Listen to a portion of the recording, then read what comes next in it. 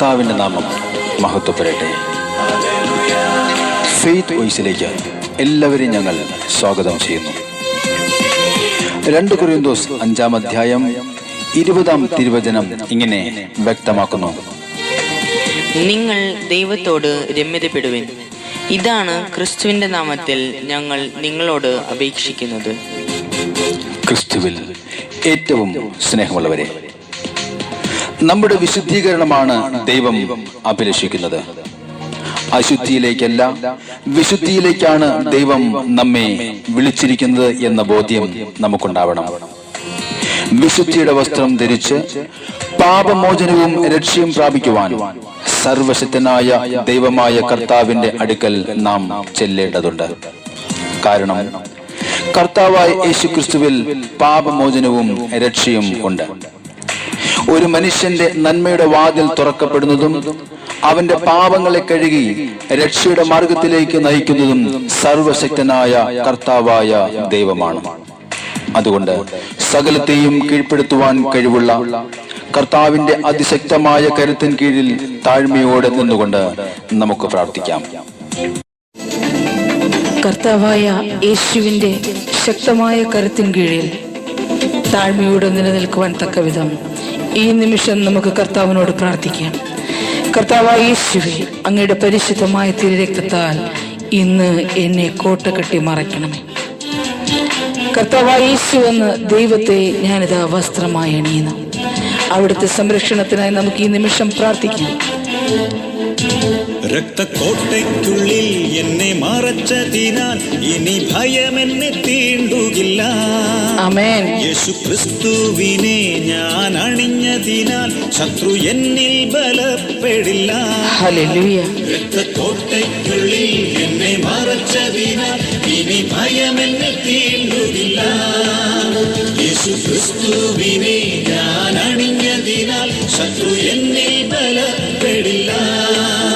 രക്തക്കോട്ടയ്ക്കുള്ളിൽ എന്നെ മറച്ചതിനാൽ ഇനി ഭയം എന്നെ തീണ്ടുകില്ല. യേശു ക്രിസ്തുവിനെ ഞാൻ അണിഞ്ഞതിനാൽ ശത്രു എന്നിൽ ബലപ്പെടില്ല. തീയുടെ ജ്വാലയ്ക്കുള്ളിൽ ഞാൻ ഇടറി വീണു പോയാലും, ജീവിത പ്രതിസന്ധിയിൽ ഞാൻ തളർന്നു പോയാലും, നാം വിശ്വസിച്ച് പ്രാർത്ഥിക്കുക. എന്നെ വഹിക്കുന്ന കർത്താവ് കൂടെയുണ്ട്.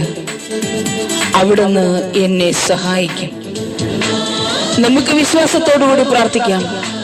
ഇന്ന് നമ്മയും നമ്മുടെ കുടുംബത്തെയും കർത്താവായ യേശുവിന്റെ തിരുമുമ്പിൽ സമർപ്പിച്ചുകൊണ്ട് നമുക്ക് വിശ്വാസത്തോടെ പറയാം: എന്റെ യേശുവിന്റെ തിരുരക്തം ഇന്ന് എന്നെ മറയ്ക്കും, എന്നെ സംരക്ഷിക്കും. ജ്വാലയ്ക്കുള്ളിൽ ഞാൻ ഇടറിയാലും എന്നെ വഹിക്കുന്ന കർത്തനവൻ.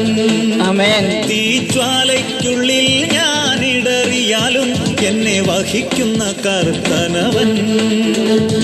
സർവലോകത്തെയും സൃഷ്ടിച്ചവൻ യേശു എന്ന വലിയ നാമം. ആമേൻ. ഹല്ലേലൂയ. സർവലോകത്തെയും സൃഷ്ടിച്ചവൻ യേശു എന്ന വലിയ നാമം. രക്തക്കോട്ടയ്ക്കുള്ളിൽ എന്നെ മറച്ചതിനാൽ ഇനി ഭയം എന്നെ തീണ്ടുകില്ല. യേശു ക്രിസ്തുവിനെ ഞാൻ അണിഞ്ഞതിനാൽ ശത്രു എന്നിൽ ബലപ്പെടില്ല. രക്തക്കോട്ടയ്ക്കുള്ളിൽ എന്നെ മറച്ചതിനാൽ ഇനി ഭയം എന്നെ തീണ്ടുകില്ല. യേശു ക്രിസ്തുവിനെ ഞാൻ അണിഞ്ഞതിനാൽ ശത്രു എന്നിൽ ബലപ്പെടില്ല. നമ്മുടെ രോഗങ്ങളിൽ നമുക്ക് സൗഖ്യം നൽകുന്ന കർത്താവായ യേശുവിന്റെ തിരുമുമ്പിൽ നമ്മുടെ സകല പ്രാർത്ഥനകളും ഈ നിമിഷം നമുക്ക് സമർപ്പിക്കാം.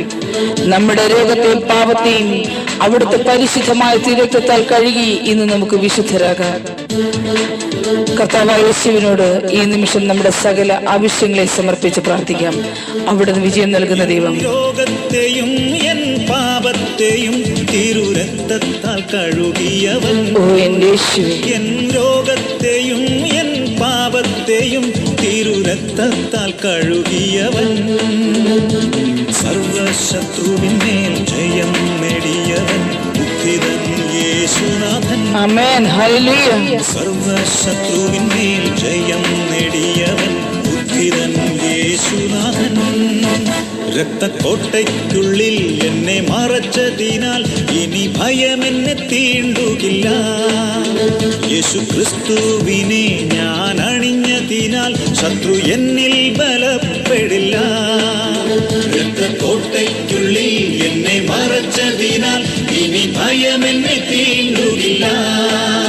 യേശു ക്രിസ്തുവിനെ ഞാൻ അണിഞ്ഞതിനാൽ ശത്രു എന്നിൽ ബലപ്പെടില്ല. ശത്രു എന്നിൽ ബലപ്പെടില്ല. ഇനി ഭയം എന്നെ തീണ്ടുകില്ല. ഇനി ഭയം എന്നെ തീണ്ടുകില്ല. ശത്രു എന്നിൽ ബലപ്പെടില്ല. ഇനി ഭയം എന്നെ തീണ്ടുകില്ല. ശത്രു എന്നിൽ ബലപ്പെടില്ല. ഇനി ഭയം എന്നെ തീണ്ടുകില്ല. ശത്രു എന്നിൽ ബലപ്പെടില്ല.